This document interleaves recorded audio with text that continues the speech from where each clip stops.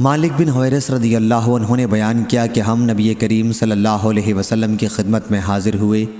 ہم سب جوان اور ہم عمر تھے۔ ہم آپ کی خدمت میں 20 دن تک ٹھہرے رہے۔ حضرت صلی اللہ علیہ وسلم بہت شفیق تھے۔ جب آپ صلی اللہ علیہ وسلم نے معلوم کیا کہ اب ہمارا دل اپنے گھر والوں کی طرف مشتاق ہے، تو آپ صلی اللہ علیہ وسلم نے ہم سے پوچھا کہ اپنے پیچھے ہم کن لوگوں کو چھوڑ کر آئے ہیں۔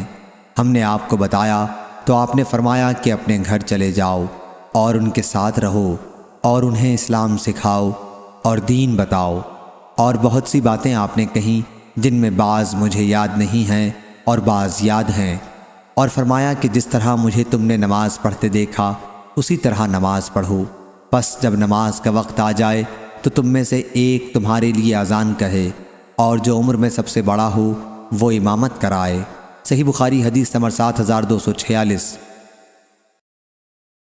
حضرت عبداللہ بن مسعود رضی اللہ عنہ نے بیان کیا کہ رسول اللہ صلی اللہ علیہ وسلم نے فرمایا، کسی شخص کو حضرت بلال رضی اللہ عنہ کی اذان سحری کھانے سے نہ روکے، کیونکہ وہ صرف اس لیے اذان دیتے ہیں یا ندا کرتے ہیں تاکہ جو نماز کے لیے بیدار ہو وہ واپس آ جائیں، اور جو سوئے ہوئے ہیں وہ بیدار ہو جائیں۔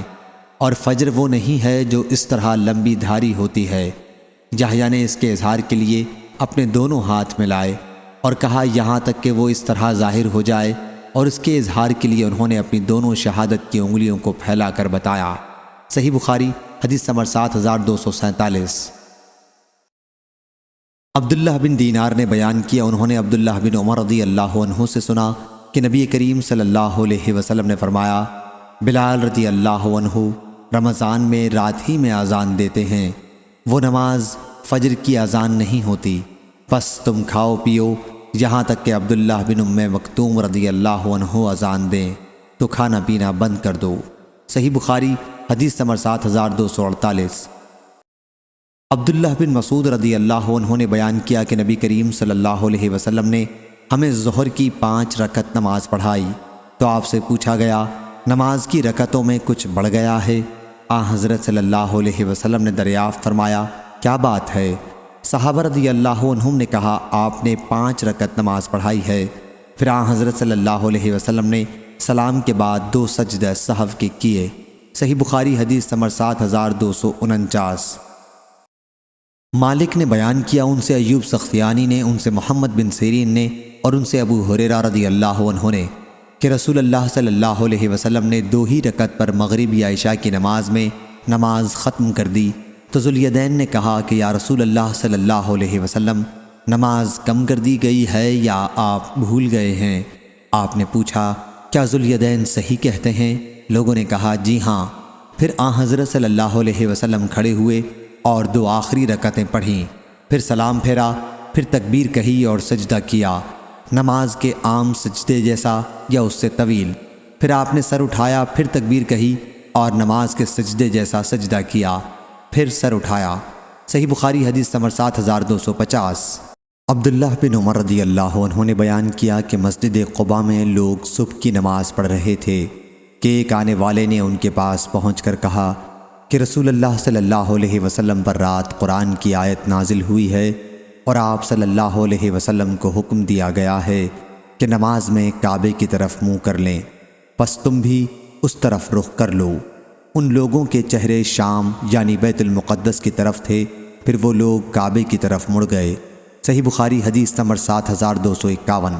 براء بن عازب رضی اللہ عنہ نے بیان کیا کہ جب رسول اللہ صلی اللہ علیہ وسلم مدینہ تشریف لائے تو آپ صلی اللہ علیہ وسلم 16 یا 17 مہینے تک بیت المقدس کی طرف منہ کر کے نماز پڑھتے رہے، لیکن آپ کی آرزو تھی کہ کعبے کی طرف منہ کر کے نماز پڑھیں۔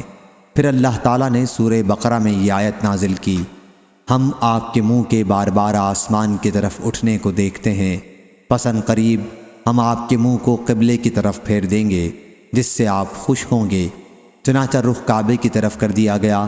ایک صاحب نے عصر کی نماز حضرت صلی اللہ علیہ وسلم کے ساتھ پڑھی، پھر وہ مدینے سے نکل کر انصار کی ایک جماعت تک پہنچے اور کہا کہ وہ گواہی دیتے ہیں کہ انہوں نے حضرت صلی اللہ علیہ وسلم کے ساتھ نماز پڑھی ہے اور کعبے کی طرف منہ کرنے کا حکم ہو گیا ہے۔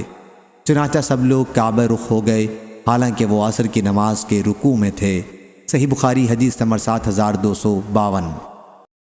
انس بن مالک رضی اللہ عنہ نے بیان کیا کہ میں ابو طلحہ انصاری، ابو عبیدہ بن جراح اور ابی بن کعب رضی اللہ عنہم کو کھجور کی شراب پلا رہا تھا۔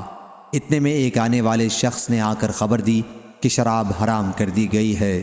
ابو طلحہ رضی اللہ عنہ نے اس شخص کی خبر سنتے ہی کہا، انس رضی اللہ عنہ، ان مٹکوں کو بڑھ کر سب کو توڑ دے۔ انس رضی اللہ عنہ نے بیان کیا کہ میں ایک ہاون دستے کی طرف بڑھا جو ہمارے پاس تھا، اور میں نے اس کے نچلے حصے سے ان مٹکوں پر مارا جس سے وہ سب ٹوٹ گئے۔ صحیح بخاری حدیث نمبر 7253۔ شعبہ بن حجاج نے بیان کیا، کہا ہم سے ابو اسحاق نے، ان سے صلہ بن ظفر نے، اور ان سے حذیفہ رضی اللہ عنہ نے کہ نبی کریم صلی اللہ علیہ وسلم نے اہل نجران سے فرمایا، میں تمہارے پاس ایک امانت دار آدمی جو حقیقی امانت دار ہوگا بھیجوں گا۔ حضرت صلی اللہ علیہ وسلم کے صحابہ رضی اللہ عنہم منتظر رہے کہ کون اس صفت سے موصوف ہے، تو آپ صلی اللہ علیہ وسلم نے حضرت ابو عبیدہ رضی اللہ عنہ کو بھیجا۔ صحیح بخاری حدیث نمبر 7254۔ خالد بن مہران نے بیان کیا، ان سے ابو قلابہ نے اور ان سے انس رضی اللہ عنہ نے کہ نبی کریم صلی اللہ علیہ وسلم نے فرمایا، ہر امت میں ایک امانت دار ہوتا ہے، اور اس امت کے امانت دار ابو عبیدہ بن جراح رضی اللہ عنہ ہیں۔ صحیح بخاری حدیث نمبر 7255۔ حضرت عمر رضی اللہ عنہ نے بیان کیا کہ قبیلہ انصار کے ایک صاحب تھے، اوس بن خولہ نام۔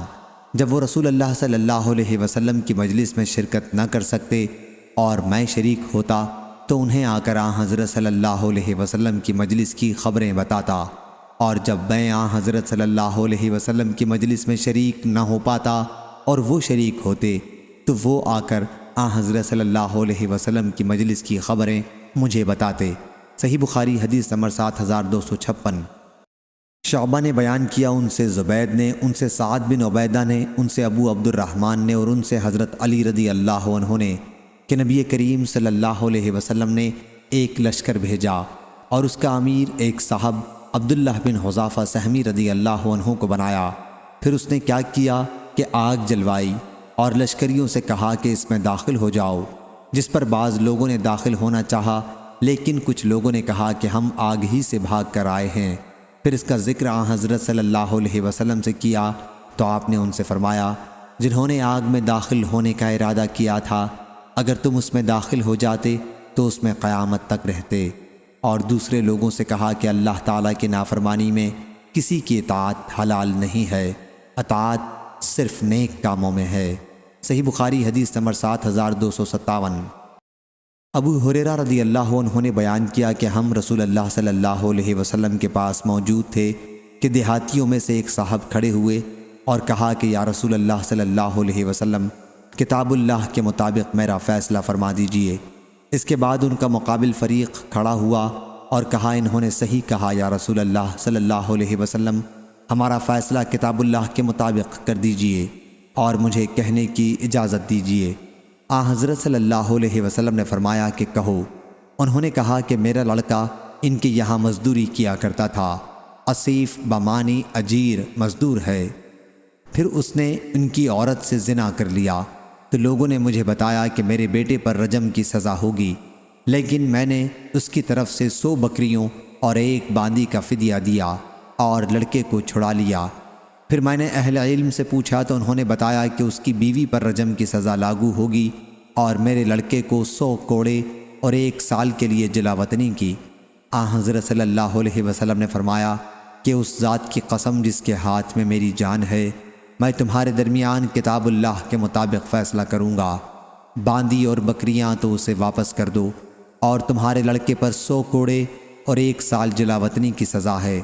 اور اے انیس رضی اللہ عنہ، قبیلہ اسلم کے ایک صحابی، اس کی بیوی کے پاس جاؤ، اگر وہ زنا کا اقرار کرے تو اسے رجم کر دو۔ چنانچہ انیس رضی اللہ عنہ ان کے پاس گئے اور اس نے اقرار کر لیا۔ پھر انیس رضی اللہ عنہ نے اس کو سنگسار کر ڈالا۔ صحیح بخاری حدیث نمبر 7260۔ جابر بن عبداللہ رضی اللہ عنہ نے بیان کیا کہ غزوہ خندق کے دن نبی کریم صلی اللہ علیہ وسلم نے دشمن سے خبر لانے کے لیے صحابہ رضی اللہ عنہم سے کہا تو زبیر رضی اللہ عنہ تیار ہو گئے، پھر ان سے کہا تو زبیر رضی اللہ عنہ ہی تیار ہوئے، پھر کہا پھر بھی انہوں نے ہی آمادگی دکھلائی۔ اس کے بعد آپ صلی اللہ علیہ وسلم نے فرمایا کہ ہر نبی کے حواری مددگار ہوتے ہیں، اور میرے حواری زبیر رضی اللہ عنہ ہیں۔ اور سفیان بن عینہ نے بیان کیا کہ میں نے یہ روایت ابن منقدر سے یاد کی، اور ایوب نے ابن منقدر سے کہا اے ابو بکر، یہ محمد بن منقدر کی کنیت ہے، ان سے جابر رضی اللہ عنہ کی حدیث بیان کیجئے، کیونکہ لوگ پسند کرتے ہیں کہ آپ جابر رضی اللہ عنہ کی احادیث بیان کریں۔ تو انہوں نے اسی مجلس میں کہا کہ میں نے جابر رضی اللہ عنہ سے سنا، اور 4 احادیث میں پے در پے یہ کہا کہ میں نے جابر رضی اللہ عنہ سے سنا۔ علی بن عبداللہ مدینی نے کہا کہ میں نے سفیان بن عینہ سے کہا کہ سفیان ثوری تو غزوہ قریظہ کہتے ہیں بجائے غزوہ خندق کے۔ انہوں نے کہا کہ میں نے اتنے ہی یقین کے ساتھ یاد کیا ہے جیسا کہ تم اس وقت بیٹھے ہو کہ انہوں نے غزوہ خندق کہا۔ سفیان نے کہا کہ یہ دونوں ایک ہی غزوہ ہیں، کیونکہ غزوہ خندق کے فوراً بعد اسی دن غزوہ قریظہ پیش آیا، اور وہ مسکرائے۔ صحیح بخاری حدیث نمبر 7261۔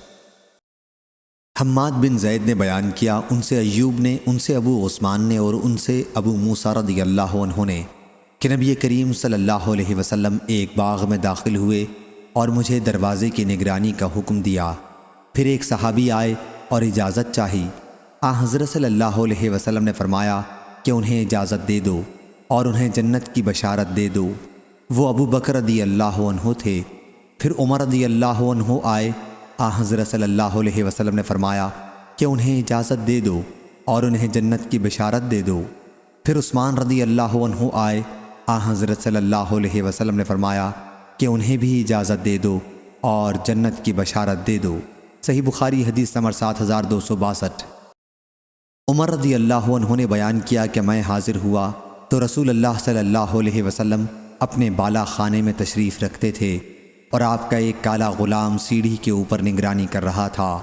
میں نے اس سے کہا کہ کہو کہ عمر بن خطاب رضی اللہ عنہ کھڑا ہے اور اجازت چاہتا ہے۔ صحیح بخاری حدیث نمبر 7263۔